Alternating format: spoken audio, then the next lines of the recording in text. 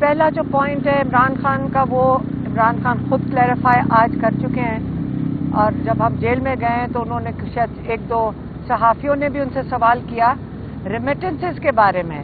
انہوں نے یہ پوچھا کیونکہ اب مذاکرات شروع ہو گئے ہیں تو اس کا مطلب ریمیٹنسز اب آیا، جو عمران خان نے کہا تھا کہ نہ بھیجیں پاکستان، وہ کیمپین ختم ہو گیا ہے. عمران خان نے پہلے تو اس کی کلیریفیکیشن کیا. انہوں نے کہا دیکھیں پاکستان میں اس وقت جو معیشت ہے اس کے جو بہت بڑا سہارا ہے وہ ہماری اوورسیز پاکستانیز کی ریمیٹنسز ہیں، اور جو ریمیٹنسز پاکستانی باہر سے بھیجتے ہیں اس وقت ان کے ساتھ بھی بہت زیادتی کی جا رہی ہے. ان کے گھروں میں بھی فون کال جا رہی ہیں، پاکستان میں جو ان کے رشتہ دار ہیں ان کے ساتھ جو باہر بیٹھے ہوئے ہیں، جو اگر وہ پاکستان کے لیے آواز اٹھاتے ہیں ان کو بھی دھمکیاں دی جا رہی ہیں. تو ان کے پیسے ہیں، ان کے اپنے ذاتی پیسے ہیں، ان کی مرضی ہے اگر وہ نہ بھیجنا چاہیں. عمران خان نے تو صرف اوورسیز پاکستانیوں کو کال دی ہے، باقی اگر وہ نہیں بھیجنا چاہیں گے تو وہ اپنی مرضی سے نہیں بھیجنا چاہیں گے. اور انہوں نے عمران خان نے اوورسیز پاکستانیوں کو کال دے چکے ہیں. 22 تاریخ دسمبر کو انہوں نے کال دے دی تھی کہ آپ اپنی ریمیٹنسز پاکستان میں بند کر دیں. پاکستانی ہی ہیں جو یہاں پہ سرمایہ کاری کرتے ہیں، پاکستانی ہی ہیں جو یہاں پہ اپنے ڈالرز بھیجتے ہیں. تو اگر آپ ان کی قدر کریں، پاکستانیوں کی قدر کریں، تو پھر جب وہ جو انہوں نے اس پہ کنڈیشن لگائی ہے وہ یہ ہے، جو انہوں نے یہ جو مطالبات یا یہ جو کمیٹی بیٹھی ہے اور یہ جو ڈسکشن کر رہی ہے ان کے دو مطالبات ہیں. انہوں نے کہا یہ دونوں مطالبات جب پورے ہوں گے، جب اس پہ سنجیدگی دکھائی جائے گی، پھر وہ ریمیٹنسز کی کیمپین کو بند کریں گے، جس کا مطلب وہ کہیں گے ہاں اب اپنی ریمیٹنسز بھیج دیں. وہ کون سے دو مطالبات ہیں؟ عمران خان نے پچھلے 10 دن سے کہہ رہے ہیں. ایک مطالبہ ہے کہ آپ 3 سپریم کورٹ کے ججز کی، سینئر موسٹ ججز کی آپ ایک کمیشن بنائیں گے. ان سینئر موسٹ ججز کے نیچے وہ تحقیقات کریں گے 9 مئی کی اور 26 نومبر کی. دوسرا مطالبہ یہ ہے کہ جو ناجائز قید میں لوگ ہیں ان کو رہا کیا جائے. اب انہوں نے کہا کہ جو ملٹری جیل میں جنہوں نے سزائیں ملی ہیں، کہتے ہیں اس لیے ملٹری جیل میں سزائیں دے رہے ہیں کیونکہ وہ اوپن کورٹ ٹرائل کر ہی نہیں سکتے ان لوگوں کی. جب وہ بتائیں گے اوپن کورٹ میں کہ ایک بندہ ہے جس نے مور کہیں اٹھایا تھا، جو آپ کو پتا ہونا چاہیے اگر سی سی فوٹیج ہو تو پتا چلے گا مور واپس بھی چلا گیا تھا گھر کے اندر. تو ایک مور کو اٹھانے اور واپس جانے میں 10 سال ملٹری کورٹ میں سے سزا مل جائے. آپ اس قسم کی جو سزائیں ملی ہیں وہ کھلے عام سرے عام آپ بتا نہیں سکتے ہیں کہ کس وجہ سے ان کا سزا کیا ہے. اگر ان کے پاس سی سی ٹی وی فوٹیج انہوں نے ملٹری جیل میں دکھائی ہے، کورٹ میں دکھائی ہے، تو وہ ہم سب کو بھی دکھا دیں، عوام کو بھی دکھا دیں، اوپن کورٹ ٹرائل کریں.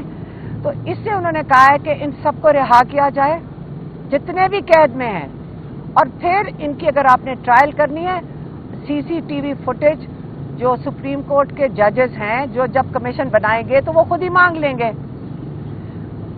جب آپ رہا کرنا، ان کی ایک دوسری جو کنڈیشن ہے، یہ بہت ضروری ہے سمجھنا کہ اس وقت ہزاروں لوگ 9 مئی میں اور 26 نومبر میں جیل میں قید میں ہیں.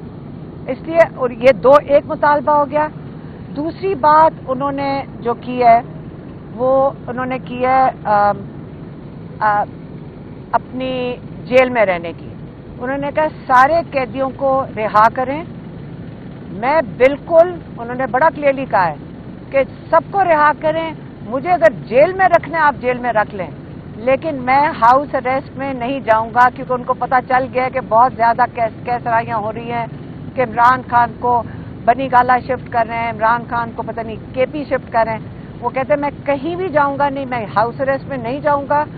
سارے قیدیوں کو رہا کریں، مجھے قید میں رکھ لیں، لیکن ہاؤس اریسٹ میں نہیں جاؤں گا. رہا کریں گے تو اپنے کیسز کا سامنا کر کے اپنے آپ کو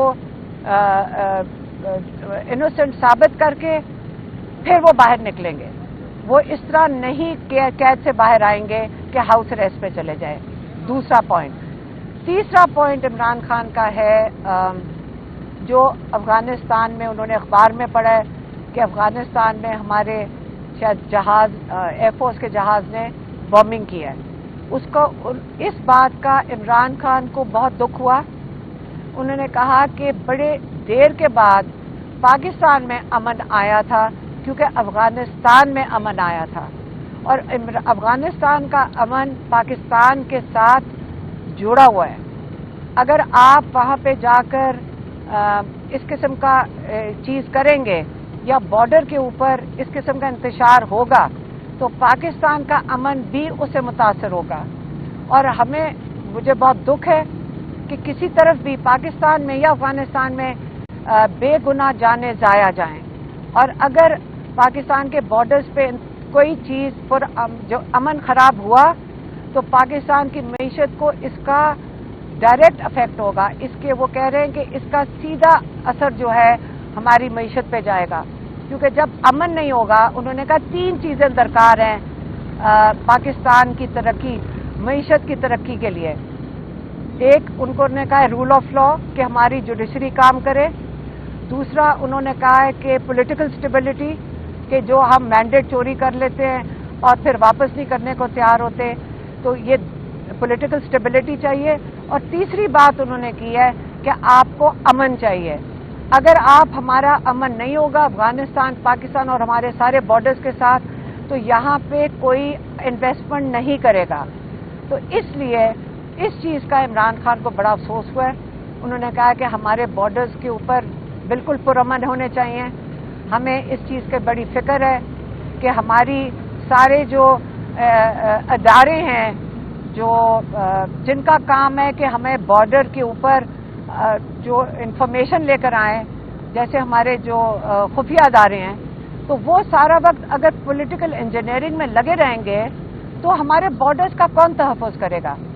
तो इमरान खान का ख्याल है कि पॉलिटिकल इंजीनियरिंग की बजाय हमारे इदारे जो बड़े मजबूत इदारे हैं, बड़े अहम इदारे हैं, इनको अपने बॉर्डर की हिफाजत के लिए जाना चाहिए और उधर मौजूद होना चाहिए। ये 3 इमरान खान के पॉइंट से मैंने आप तक पहुंचा दिए।